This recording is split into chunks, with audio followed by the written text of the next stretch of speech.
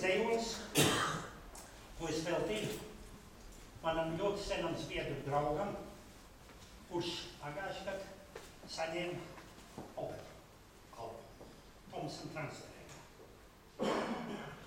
To es vien palika pagājuši 80 gadu, bet šo dzējolis vienmēr veltīju, ka viņam bija 70. Es tā cerēju, ka viņš dabūs, bet turēja rīkšķi, bet viņš turēja nedabūs. Tas beidzot dabūja tomēr. Akmens pacēla galvu, nopūtās un nogulās apakaļ.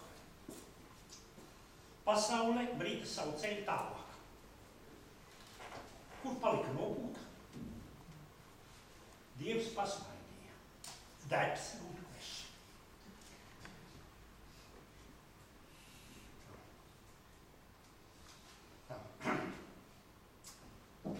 Nacistu nometnēs ieslodzītiem bija dziesma. Mēs esam kurba zaldāti. Dievs zina, bija mūru zaldāti. Nu, es sapratu, ka mēs nebijām tik ļoti no šiem kuru zaldātiem atšķirīgi. Un tāpēc es to izmantoju. Arī runājot par mūsu lietu. Dievs zina, die mūru zaldāti. Mēs svešus purvus malām, nu maļam pašu purvus un tā līdz mūža galam. Tais tālās dūkstīs galvas mēs neliecam joprojām. Mēs lūkojāmies māju, mēs sapņojāmies māju un tādēļ izdzīvojām. Dievs zina, die mūru zaldāti. Šie vārdi mums ir doti. Mēs brienam tēvdūļus, un tie ir sadarboti. Un es gribēju izlasīt vēl vienu dzējoli. Es sāku dzīvot savā Latvijā, kur rūpju allaž vairāk nekā dzīvesmu, kur daudz ir nelaimi, maz jaunu draugu, kur neesmu pats savas laimes kalējis. Es esmu brīvs un vientuļš. Sāku dzīvot pēc kokus uguns, kuriem debesīs, pēc velkām cerībām un paģirām. Es tagad brīvi varu noliekt galvu pret pirmatnīgu saules vietu.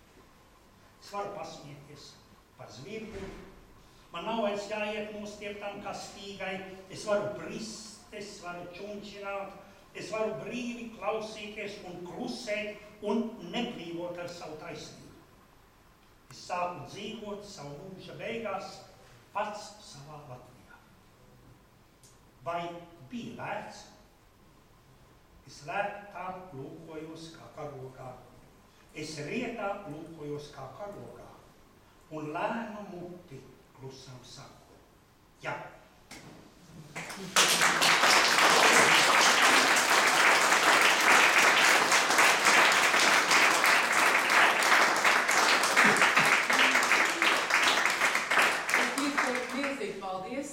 Jūs klausīties, satikt un redzēt un izjust Liepājā.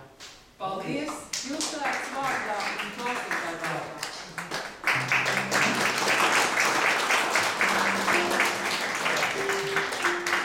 Paldies, mana mamma bija Liepājniece, bet es diemžēl viņu neatceros.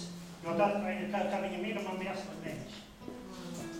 Faktiski, manas dēļ viņa arī aizgāja. Kaut kad, laikam, nepilnu gadu vai vecumā, es arī esmu bijis Liepājā. To es arī, protams, neatceros. Jā. Kā? Ir kādi jautājumi? Nav? Jā, ir. Lūdzu. Es tā jūs atceros, ka tās labas brauks Viktors Vīrdenis. Jā. Ir dzīves, viņi neko nedzīves. Literatūrā ne. Ir dzīves, nu, literatūrā es gan neko, ne jau ilgu laiku no viņa neko nedzirdējis. Bet, pienāk tāda laika, kad, nu, laikam Viktors jau ilgus gadus viņš nav bijis sevišķi aktīvs arī. Kaut kur pirms, nezinu, kad viņš, 5 gadiem kaut kādu laikam grāmatu iznāca. Jūs 70 gados te bija braukt, jūs pie manas Jā, mājas tā veikuma bija. jā. Nu, tā laikā bija vēl kāds moments, ka mūs abus divus ļoti bieži jauc. Mēs bijām diezgan līdzīgi pēc skatu. Un vienreiz par to bija ļoti pārskaities. Nē, nu, bija jau tā, ka reizēm man nācās kaut kur stacijā, vai kur man maksāt viņa alus parāds. Ja es biju labāk kāds stāvot. Tāpēc netur kāds 20 kapeiks vai cik tas apstāvot. Bet vienreiz atnāk noskaities, viņš saka, akā man te tevi jauc. Es saku, zinu ko, audzēju matus un tev nejauc. Jā, nu, nē, Viktors ir pie dzīvības. Ir vēl. Jā. Kādam ir kāds jautājums?